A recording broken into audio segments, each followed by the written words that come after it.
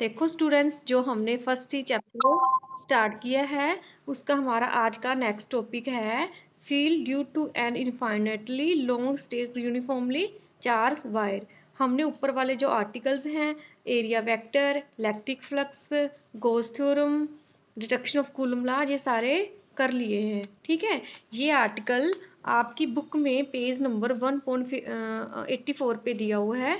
Okay, ठीक है। और देखो ये आर्टिकल बुक में ना बहुत कॉम्प्लिकेटेड है, इसलिए मैं आपको ये आर्टिकल नोट से स्टडी करवाती हूँ। देखो बच्चे, हमारा टॉपिक है important application of Gauss theorem. ठीक है, जो गॉस थ्योरम की एप्लीकेशन है दैट इज़ वेरी इंपॉर्टेंट। ये एग्जाम में 5 मार्क्स की आ जाती है। ओके, सो हमारा टॉपिक है field due to an infinitely long straight uniformly charge wire. इसको सोल्व करने से पहले थोड़ा डायग्राम को देखो। हमारे पास एक स्टेट वायर है, उस स्टेट वायर पे हमने पॉजिटिव चार्ज को डिस्ट्रीब्यूट कर दिया। अब देखो, अगर हमने वायर पे पॉजिटिव चार्ज को डिस्ट्रीब्यूट कर दिया तो इसके कारण क्या प्रोड्यूस होएगा, इलेक्ट्रिक फील्ड इंटेंसिटी प्रोड्यूस होएगी। इसलिए हमने क्या किया, वायर का सेंटर ले लिया O। ठीक है, इस सेंटर से हमने R डिस्टेंस पे पॉइंट कंसीडर कर लिया P।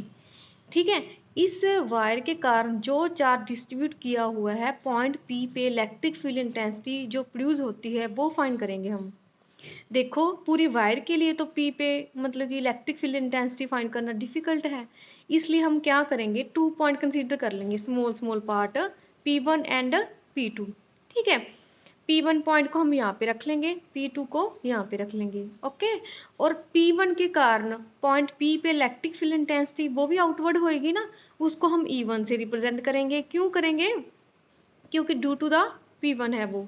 ठीक है, इसकी डायरेक्शन आउटवर्ड होएगी, क्योंकि मैंने आपको बार बार बताया है जो इलेक्ट्रिक लाइन ऑफ फोर्स होती हैं वो पॉजिटिव चार्ज से आगे जाती हैं। ओके, और सेकंड एलिमेंट के कारण जो इलेक्ट्रिक फील्ड इंटेंसिटी प्रोड्यूस होएगी उसको हम E2 का नेम दे देंगे। उसके कारण भी जो इलेक्ट्रिक फील्ड इंटेंसिटी प्रोड्यूस होएगी उसकी डायरेक्शन भी आउटवर्ड होएगी। अब देखो बच्चे, हमारे पास 2 एलिमेंट आ गए, E1 एंड E2। ठीक है, मैंने आपको बताया था कोई भी वेक्टर फिजिकल क्वांटिटी किसी सर्टेन एंगल पे लाई करती है तो उसके 2 कंपोनेंट होते हैं। ठीक है, E1 के भी 2 कंपोनेंट हो जाएंगे, एक तो अलोंग द एक्स एक्सिस, एक along the Y axis. E2 के भी 2 कंपोनेंट हो जाएंगे, एक along the X axis and along the Y axis. देखो, जो along the X axis component है इन दोनों की डायरेक्शन क्या है, अपोजिट, इसलिए ये दोनों कंपोनेंट का जो इलेक्ट्रिक फील्ड होएगा ओवरऑल वो कैंसिल हो जाएगा। क्योंकि अगर कोई भी 2 vector physical quantity magnitude same है बट उनकी डायरेक्शन अपोजिट होती है तो उसको हम कैंसिल कर देते हैं। ओके, तो हम क्या करेंगे, जो लॉन्ग द वाई एक्सिस है उसको हम ऐड कर देंगे। इस डायग्राम से हमें क्या प्रूफ हुआ, जो electric field intensity at A point P पे प्रोड्यूस होती है वो लॉन्ग द वाई एक्सिस ही होती है, मतलब कि रेडियल डिस्टेंस पे होती है, लॉन्ग द एक्स एक्सिस नहीं होती। अब हम इसको कंप्लीट सोल्व करते हैं।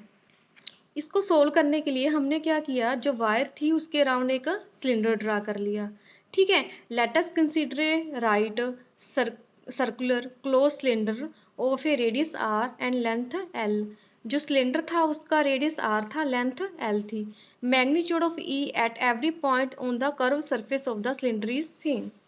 देखो, जो कर्व सरफेस है ये वाला हमारा, सिलेंडर पे के हर पॉइंट पे E की जो मैग्नीट्यूड है वो सेम होएगा, क्योंकि वो किस पे डिपेंड करता है, R पे। R देखो क्या है, सेम है हर पॉइंट पे।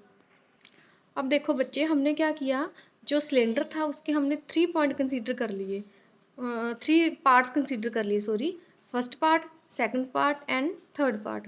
देखो, जो इलेक्ट्रिक फील्ड इंटेंसिटी है हमने ऊपर वाली डायग्राम में प्रूफ किया है वो रेडियल डिस्टेंस पे होती है, मतलब कि इस point along the Y axis ही होती है, एक्स एक्सिस नहीं होती। देखो, सबसे पहले फर्स्ट पार्ट को ध्यान में देखो, सिलेंडर का जो फर्स्ट पार्ट है उसका मतलब कि जो एरिया है वो इस डायरेक्शन में है ना, इसलिए उसका यूनिट वेक्टर उसके परपेंडिकुलर आएगा, क्योंकि किसी भी एरिया वेक्टर का जो यूनिट वेक्टर होता है उसके परपेंडिकुलर होता है। इसकी मैक्सिमम इंटेंसिटी देखो इस एक्सिस में है ना, इसलिए ये इसके क्या आएगा, परपेंडिकुलर।